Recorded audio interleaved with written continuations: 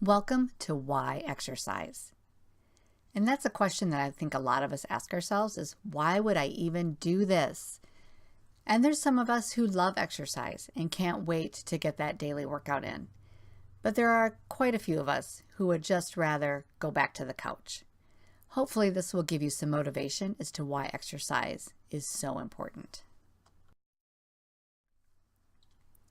I want to start by sharing this verse. And I'm just going to read the green part. Listen for God's voice in everything you do, everywhere you go. He's the one who will keep you on track. Don't assume that you know it all. Run to God. Run from evil. Your body will glow with health. Your very bones will vibrate with life. Honor God with everything you own and give Him the first and the best. And the reason I share this is because sometimes as we take on new things for ourselves, and sometimes we know we need to make better choices regarding our health, and it's really hard. And so this is just to encourage you to run to God as you make these changes. As you look at things that are challenging for yourself.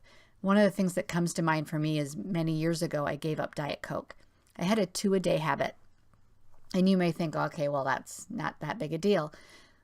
But I knew that my health really needed me to let go of that. And it was very difficult.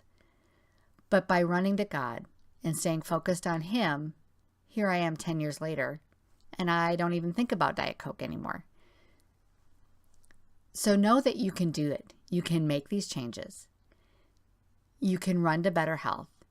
And know that you've got somebody on your side who's cheering you on all along the way. So what motivates you? I can guarantee you it's probably not exactly what motivates me. Motivation is a strange thing. There are things that kind of come into our lives and can leave us unmotivated or take away any motivation that we had. We start out doing really well, and then all of a sudden 2-3 weeks into this big change in our lives and we're just tanked. We can't do it anymore. So I want you to take some time to think about what really does motivate you. What leaves you unmotivated, and what strategies can you put in place to maintain that motivation? Because that will go a long way to helping you stay on track with the changes that you'd like to make in your life. Because we all need to make changes and continue to make changes as we move towards a better sense of overall well-being. One of the things that I've learned is that what motivates me is words of encouragement, not how to do things or what to do. My husband likes to fix it, so he tells me how to do things or what to do differently. And so he's had to learn how to just cheer me on rather than tell me what to do. And that has been a good thing for us. And in the process, one of the things that we've discovered together is that we motivate each other by making healthy choices. So if he exercises, I'm encouraged to exercise. When I'm eating right, he's encouraged to eat right. So figure out what really motivates you. What strategies can you put in place? Maybe you need a competition with somebody. Maybe you need a Fitbit or some other fitness app to monitor all of your eating or your calories and those sorts of things to keep you motivated. But figure it out ahead of time, so that when you start to feel unmotivated, when stress starts to take over and get in the way of the space that you had for these new changes, you can turn back to these strategies and they will help you move forward. So here it is. Why exercise? Seriously, why exercise? Well, I got to tell you, there are a lot of good reasons to exercise. And none of them have to do with weight loss. Yep, I said it out loud. This is not about weight loss. This is about health, well-being. This is about a healthy brain, reducing disease in your life. There are lots of reasons to exercise. To begin with, it magnifies your nutritional choices. So it takes the good foods that you're eating and putting into your body, and it allows your body to use them more efficiently and more effectively. It reduces inflammation and cortisol. That's the stress hormone. Cortisol is what rises up in our body when we're under a lot of stress. It brings on that sense of anxiety or fight or flight. And for some of us, it shuts us down. We just don't even know what to do when we're under too much stress. But staying under stress like that for a long period of time can do really serious damage to the body. So you really want to keep that down. And exercise is a great way to reduce that within the body. Exercise increases endorphins, serotonin, and DHEA. These are happy chemicals in the brain. They're what make you just feel good. They make you feel content and just good about life in general.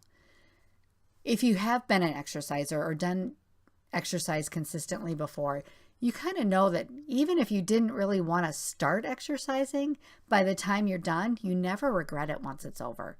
And part of it is you just feel better. But there's so much more, so much more. So here's just the tip of the iceberg. Obviously, it increases muscles. And I don't mean like a bodybuilder, but increasing your muscle mass makes you, muscle mass makes you stronger, of course, which is important, but it also increases your metabolism. It allows you to burn more calories and burn them more efficiently. It also supports your joints and helps keep them stronger so you're stable as you're out walking around. And since I live in Minnesota, icy roads are something that we deal with on a regular basis. So being stable on unstable ground is really important. So muscle helps you do all of those things. It also improves detoxification. And you might be wondering why that matters and what that even means. Detoxification is your body's ability to get rid of the junk, whether it's coming in through the air we breathe, through the food we eat, through the stress in our life, getting out excess cortisol. Our body has processes in place to do that. But sometimes those processes get backed up and they don't work very well and we get sick. We get a cold or we get a virus or we get an inflammatory disease or some other worst case scenario, even a cancer, when your body can't detoxify. So detoxification is vital to our bodies, and it's more than just sweating, although that's very important. It's part of the process. It's one part of the process. So detoxification is a big deal for your body and a big deal in how exercise can help your body do that better. Better sleep. Who doesn't want better sleep? I really like my sleep. I kind of cherish my sleep, but many of us don't get not only the number of hours of sleep that we need, but the kind of sleep that we need. And exercising helps our bodies sleep better. It makes your lungs more efficient, right? You can breathe deeply. You can use oxygen better. It makes your heart stronger. Remember, your heart's a muscle, so you want to keep that strong as well. It also reduces blood sugar. So for anybody who has health concerns regarding your blood sugar, maybe type 2 diabetes runs in your family, maybe you like to have a sweet treat every once in a while and are concerned about how that might spike your blood sugar, exercise helps bring that back down, and it helps your body manage that more efficiently. It improves your memory. Yeah, it makes you smarter. Exercise is a great way to help keep the function of the brain better. It lengthens telomeres. So what are telomeres? Telomeres are the ends of your DNA strands. Okay, so you're thinking, so what? Well, if you think about like a shoestring, and at the very bottom of the shoestring, there's this little thing, they call it an eyelet, and it's that plastic part where you thread it through in your shoes or whatever you're using it on. That's kind of like what the telomere is on a DNA strand in your cells. And scientists have figured out that the length of that telomere correlates to your overall health, to your age, and potential for disease. They've also figured out that lengthening telomeres reduces those risk factors in your life. It's an incredibly new area of research that is changing regularly, and more information is coming out in more details. But the biggest thing to know is the longer the telomeres, the younger you are biologically, even if it's not chronologically. And so you want to maintain that length of your telomeres. The shorter they are, the more likely you are to have disease, the more likely you are to be older biologically. And so doing things to lengthen them, such as exercise, is a great way to stay young, at least young biologically. The clock never stops ticking, right? So in addition to that, the other to me, one of the biggest reasons to exercise is it increases BDNF, or brain-derived neurotrophic factor.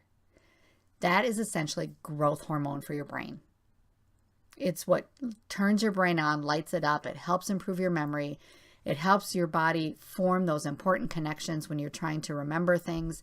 It helps your body form those connections as you're trying to just function throughout the day. It helps you stay more alert. It also helps your brain get rid of the garbage that it needs to get rid of at night. Our whole body needs to detoxify, including our brain. And having enough BDNF in your brain helps your body do that at night while you're sleeping. Exercise is a big deal.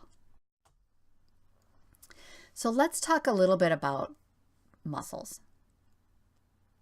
I know some people are listening to this are worried about becoming big and bulky like a bodybuilder. That's not what we're talking about. What we're talking about here is strengthening your body to provide stability, to provide energy, so that your body continues to move and function in ways that you want it to as you continue to age. So here's just a diagram, and it shows the different ways that muscle fibers bundle together. And it gives you kind of an example of how actin and myosin, how those proteins kind of work together, that kind of slide over each other in a kind of telescoping type fashion to help build muscles. So there's 3 different types of those fibers. There's slow, fast, and medium twitch. And we all have a different combination of those fibers. That's why we all are kind of built differently. Bodybuilders have a distinct build. Marathon runners have a distinct build. And so as you think about, what your body's potential is, that's already determined in large by the combination of muscle fibers that you have. And in addition to that, let's face it, lifting weights does not mean that you'll look like a bodybuilder. Bodybuilders spend hours upon hours in the gym every day lifting weights. So don't even worry about it. The goal is really just to strengthen your body, to become stronger so that you can do the things you want to do every day. So I also want to take a little time to distinguish between aerobic exercise and anaerobic exercise. Aerobic exercise is essentially when your body is using oxygen. So you're breathing in and out, and as your body takes in that oxygen, it can actually use it and transport it into the cells and continue to use it. So usually those are activities that are sustained for a long period of time, where we might be breathing a little heavier, but we can still talk, and we're not feeling an overwhelming sense of fatigue. So when you're in that kind of aerobic state, your body is able to access fat as energy. And so they call that at times the fat burning zone. So you're walking or you're jogging or you're doing some form of aerobics, and you're kind of staying at a level where your heart rate is up, but you can still have a conversation with somebody and your muscles don't feel like they're going to collapse. You're not feeling a sense of exhaustion. That's the aerobic zone. The anaerobic zone is a little bit different from that. That's when exercise depletes oxygen and it can't be sustained for a long period of time. So you're breathing in the oxygen, but your muscles can't actually pull the oxygen out of the bloodstream. And you'll start to feel this burning sensation. It's called lactic acid in your muscles. In some cases, you can push through that. You may notice, like when you first get on a treadmill or an elliptical or go for a run, those first 10 minutes are a little bit tough, right? And you're like, oh, my quads are burning, my legs are burning. Am I going to be able to keep going? But if you make it to about that 10-minute mark, that starts to go away. So when you first take off, your body's anaerobic. As you continue to jog, your body moves into an aerobic state. And once it gets there, it can actually start to move that lactic acid back out of the body, and that burning sensation starts to go away. When you're exercising intentionally to stay in that anaerobic state, though, you don't ever let your body get to the point where it uses oxygen as it does in the aerobic state. So you are doing things like repeated sprints. A common way to do it is to get on a treadmill or go out and do a sprint, run as hard as fast as you can, then just slow down and wait. Let it rest.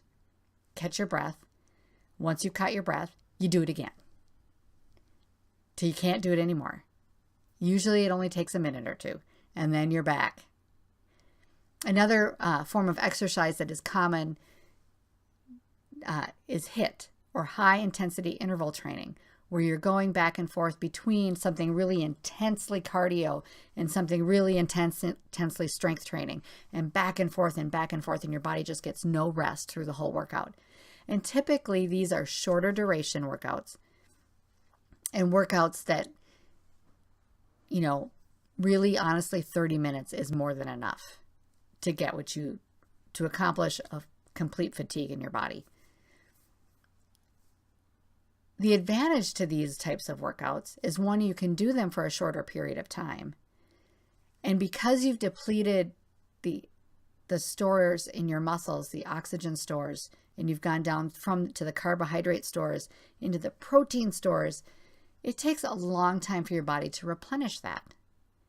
And so you might not burn as many calories during the workout, but for the next 24, even up to 48 hours after, you're burning calories at a higher level. Your body's really trying to replace all the stuff that you took out of those muscles. And so you get a sustained fat burning zone after, so to speak. So as you think about these things, one thing that's really important is check with a doctor. If you haven't been exercising, nobody wants to start out getting hurt. Start out slow and easy, and make sure that there isn't a health reason for you to not begin exercising. And after that, let the fun begin.